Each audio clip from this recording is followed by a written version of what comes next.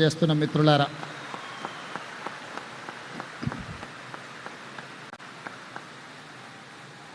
ఇవాళ ఈ వేదిక మీద ఉన్న మాకంటే సమాజంలో గుర్తింపు, గౌరవము, వివిధ రంగాలలో రాణించిన ప్రముఖులు చాలామంది వేదిక ముందు వినయంగా కూర్చొని ఉన్నారు.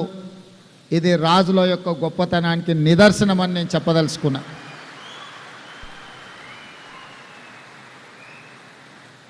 పంతొమ్మిది 1960 దశకంలో ఈ ప్రాంతానికి ప్రధానంగా వ్యవసాయంలో ద్రాక్ష తోటల్ని ఈ ప్రాంత రైతులకు ఒక కొత్త వంగడాలను పరిచయం చేస్తూ ఆనాడు కొంచెం ఊరికి ఎడంగా ఉన్న కొంపెల్లి ప్రాంతం ఒక గ్రామంగా ఉండేది.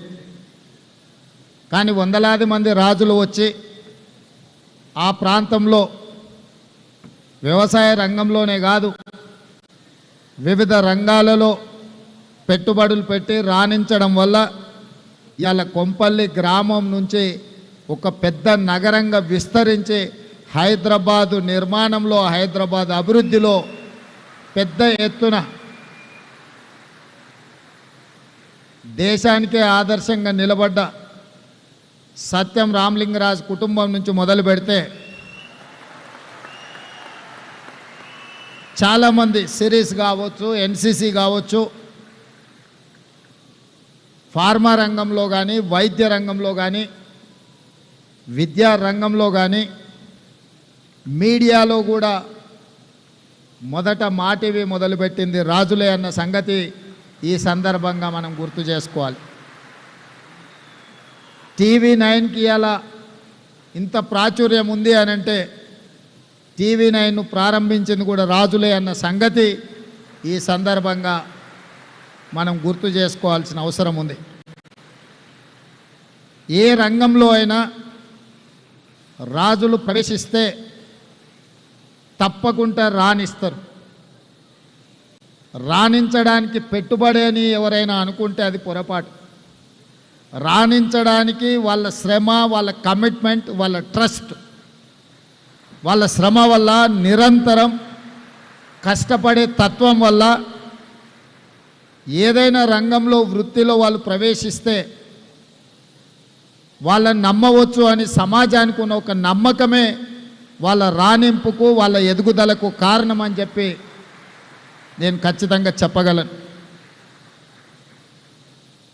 సినీ రంగం గురించి చెప్పాలి అంటే కృష్ణంరాజు గారి పేరు ప్రస్తావించకుండా సినిమా రంగంని మనం ప్రస్తావించలేం.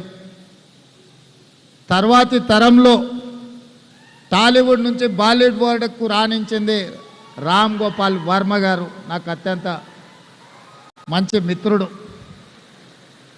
అదేవిధంగా ఈరోజు హాలీవుడ్తో పోటీ పడగలిగిన, టాలీవుడ్, బాలీవుడ్ దాటి హాలీవుడ్తోనే పోటీ పడగలిగిన బాహుబలి ఇవాళ రాణించింది అని అంటే ప్రభాస్ లేకుండా ఆ పాత్రను ఊహించలేం. వీటన్నిటికీ వీళ్ళందరూ రాణించడానికి ప్రధానమైన కారణము వాళ్ళ కఠోరమైన శ్రమ, వాళ్ళ పట్టుదల అని చెప్పి తెలంగాణ రాష్ట్ర ముఖ్యమంత్రిగా నేను చెప్పదలుచుకున్నాను.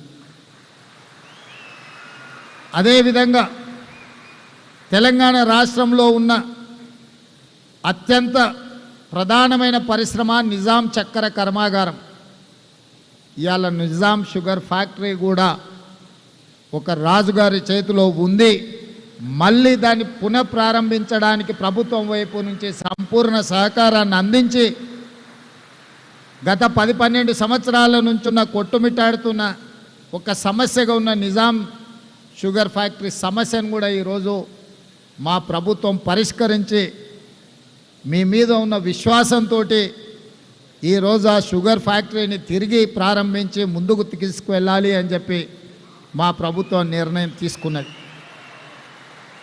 అదేవిధంగా కాంగ్రెస్ రాజకీయాలలో ప్రధానంగా తెలంగాణ రాష్ట్ర రాజకీయాలలో ఒడిదొడుకులు ఎదుర్కొన్నప్పుడు, కార్యకర్తలు కష్టాలలో ఉన్నప్పుడు, నాయకత్వం ఆత్మవిశ్వాసం లోపించినప్పుడు తెలంగాణ రాష్ట్రానికి ఇన్ఛార్జిగా ఏఐసిసి కార్యదర్శిగా శ్రీ రాహుల్ గాంధీ గారు బొత్సరాజు గారిని ఈ ప్రాంతానికి పంపించి మాకు అందరికి అండగా నిలబడి వారి 50 సంవత్సరాల అనుభవాన్ని